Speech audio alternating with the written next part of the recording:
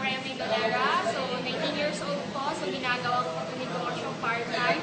Estudyante sa umaga, negosyante sa gabi. So, ngayon po, sabi nila, estudyante, hindi daw kaya. Kasi, busy sa school.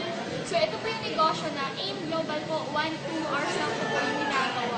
So, marami nang sabi sa akin, Rhea, hindi mo yan kaya. So, sabi ko, kaya ko to kasi maraming paraan. So, dito po ay grabe po, ang dami-dami ko pong natulungan. At the same time, marami din po akong na-income po sa AIM Global.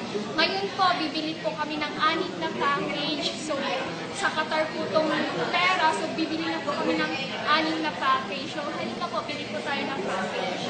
Ayan. Yung sa walo. Ayan, so grabe talaga.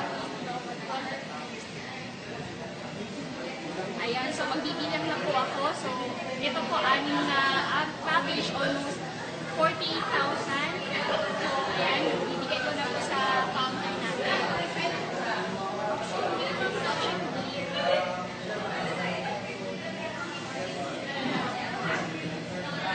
So, grabe talaga ang AIM Global. So, kung ikaw dyan, so, dapat mag-AIM ka na din. Kasi, estudyante ka man, negosyante ka, empleyado ka, pwede mo din gawin.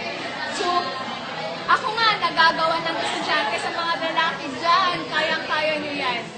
Tama? Yan. Power talaga. Grabe, oh. Qatar. So, grabe, power. Wala ko, speechless po ako ngayon.